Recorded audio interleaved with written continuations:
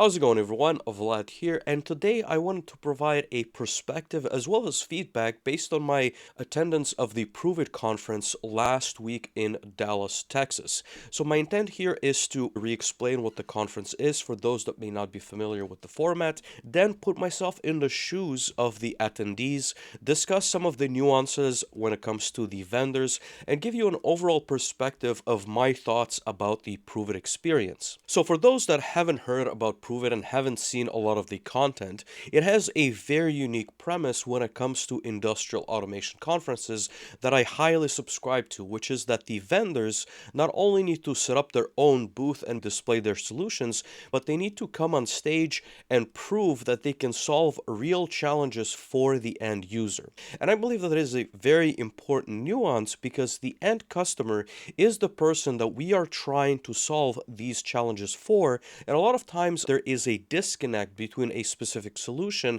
and the actual plant floor problems. Therefore, the core premise of the ProveIt conference is extremely important. Now, when it comes to the format, that is actually accomplished by having the ProveIt committee setting up 3 distinct factories in this specific instance. Last year was a single factory. We discussed the third factory with Amy Williams on a previous episode of the Manufacturing Hub podcast, but basically the team sets up the data points within an MQTT broker upon which the vendors can consume and publish data and ultimately bolt on their solutions to then present at the conference. And so from a more practical standpoint, anyone can technically connect to the data source, be able to see what's going on, understand, find the problem that they would like to solve, apply their solutions, explain the cost of their solutions, and then showcase how good of a problem they have actually solved for the end user.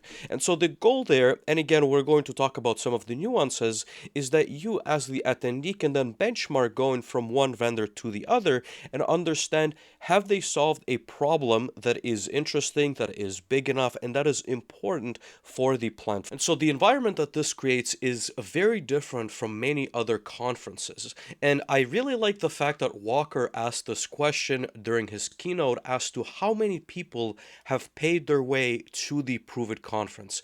And if I remember correctly, that number was 40, which means that a lot of the people actually want to be there and want to be present for the information and the presentations and the workshops that are being shared there, instead of treating it like a boondoggle. And so I have certainly been an early career engineer, and I know what it's like to be sent by your upper management to a conference where you just need to shake hands. But in this case, people actually wanted to learn. I have had many great conversations with end users that had actual problems that they wanted to solve.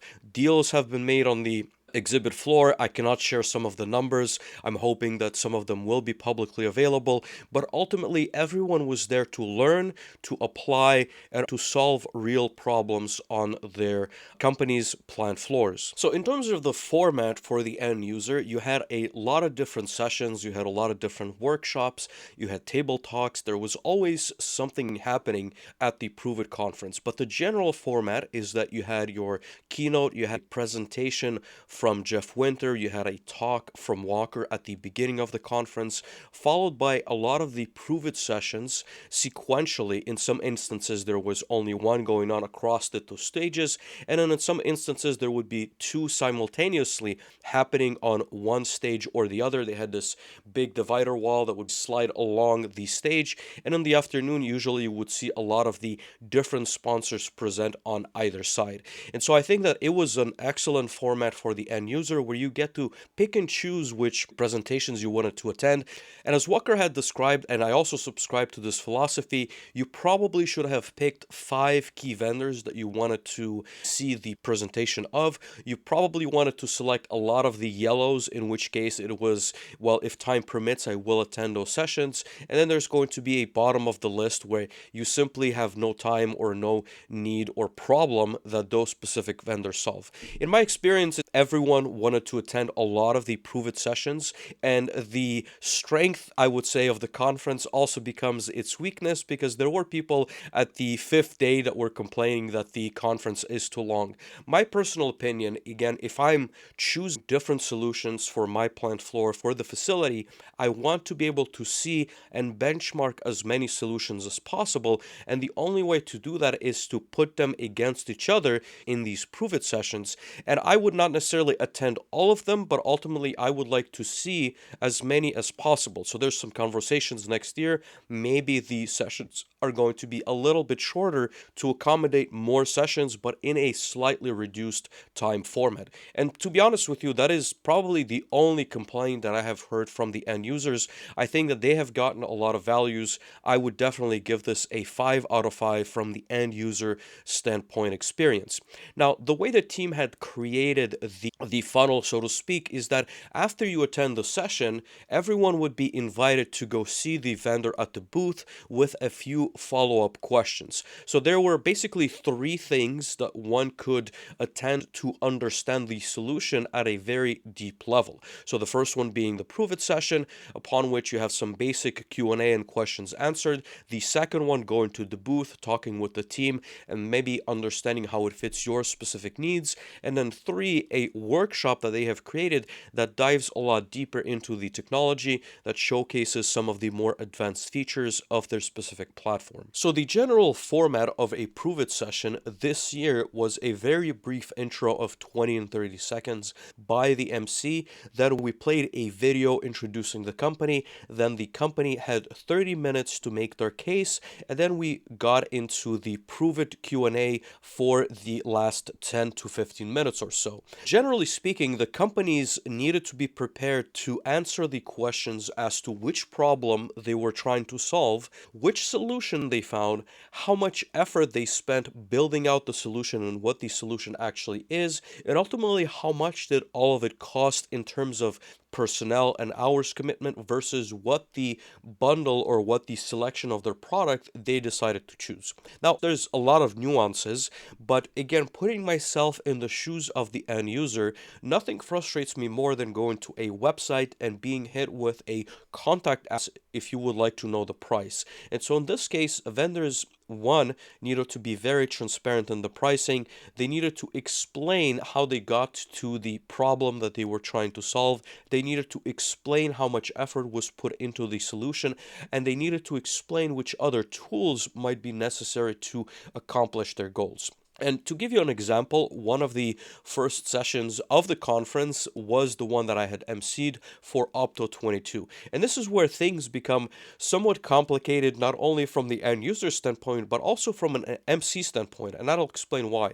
So Opto 22 is ultimately a hardware vendor. So Opto 22 is a company based out of Temecula, California, and they produce a lot of the I/O as well as their own PLC or PAs that can be found in industrial environments for a variety of different control, energy monitoring, and other applications. Now, the challenge becomes is that they deploy a lot of different software on top of their controllers that is pre-packaged with their solution, and that includes Code Assist, it includes Node-RED, it includes Ignition, so they have access to a lot of different tools that they can solve the challenges of the ProveIt factories with. However, they now need to use those tools to build out a solution for the end customer, and therefore it becomes also a challenge as the MC to figure out how liable they need to be to build out a solution using a software that they don't necessarily sell and providing a service they don't necessarily provide. They will ultimately answer a lot of the questions and they will support you as much as possible, but I wouldn't necessarily put a hardware vendor in a position where they need to be able to answer questions on a specific, for example, software revision, how to do something in a specific tool. And I'm using Opto as an example, but generally speaking, if you're purchasing hardware, it's very hard to find that same company that's going to provide a service to the plant floor using a completely different software package that they don't necessarily sell or support. So A lot of the companies have done extremely well, and I was surprised by the quality of their solutions. But as an MC, it is very hard to judge where that line actually is. And again, I can give you some other examples. For example, there is a tool called Portainer. They provide management for different Dockerized applications, and I received a lot of questions from the audience during the Q&A for their ProveIt sessions as to how they manage some of the deployments of different software solutions that may be deployed using tools. And again, it becomes a very challenging question because you need to understand who is ultimately responsible for orchestrating the containers versus who is responsible for what is inside the actual container. So what does this mean? Well, for me as the MC, and I would say participant within the ProveIt conference, I would give a couple of points of feedback to the companies, and all of my companies have done exceptionally well. So for me, it was just a question of coming on stage, making sure that I set them up for success, and then asking them the right questions that come in from the audience. But number one, the problem that you're looking to solve needs to resonate with the audience that is going to be attending that session. I thought it was very interesting speaking to some of the attendees, how diverse some of the problems were. Some of them were looking at MES solutions, some of them were looking at hardware vendors, some of them were trying to solve energy problems. And if you're going to pick a niche solution, it becomes very difficult to land with a specific problem, and you can have a challenge of having them understand what you actually provide when you are too broad. So there were several companies, and again, as I've mentioned a little bit earlier, I will have to rewatch some of the sessions that provide a very wide range of tools, anywhere from MES to MOMs to LIMS to QMS, that had to pick and choose a narrow path, in my opinion, and to explain how they solved a specific problem within that specific subset. Otherwise, the message in 30 minutes becomes very difficult for the audience to capture. And so here's my general feedback for companies or vendors looking to attend the ProveIt conference next year. So number one, start preparing and start building early. As soon as the data for the virtual factories is made available, you need to put your engineering and technical teams onto looking at the different solutions that may reside within that data. And so just like in a real factory, no one's going to tell you which solution or problem you need to be solving for. You need to diagnose what problems there are, what is the magnitude of those problems, and how your specific solution is going to fit those needs. Because of the different nature, as I have mentioned, of the solutions, not all of them are going to solve the same problems within the specific facility. So you need to be very critical as to what you're going to tackle during your session. Number two, make sure that your presentation is very direct, concise, and easy to understand from the technical standpoint, but also from the business standpoint. What I have experienced is that there's going to be different individuals in the audience, from engineers to operators, all the way up to director, VP level, and president, depending on the company. They are going to have very different KPIs as well as targets and deliverables for some of their projects, but we all understand that the technical solution must solve a business problem. So as the vendor, you need to articulate very clearly and very briefly what the solution is going to provide for the specific use case or customer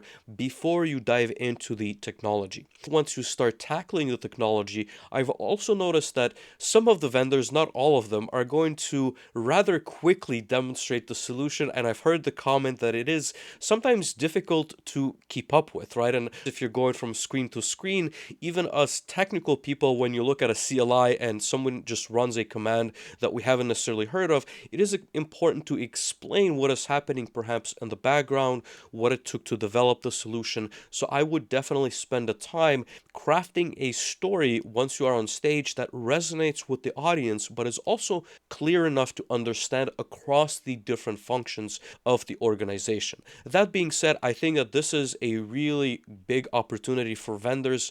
I believe that there's a lot of value in showcasing your solution in this type of format. Not only do you get exposure to real audience members that want to solve some of these challenges, you also get a lot of collateral for some of your presentations, some of your conversations. You get closer to the end user, and you have the opportunity, as I've mentioned a little bit earlier, to close some of the deals based on how your team and your solution fits the needs of specific customers. I will make a small side note. I was quite impressed by the presentation of one of the companies that I emceed for it, which is Tatsoft. And Tatsoft is a .NET first SCADA as well as MES and a few other tools platform, but they live on stage connected using their MCPs to Claude Code and were able to develop a backend for their SCADA system live on stage. I would also call out that some of those ballsy undertakings might pay off,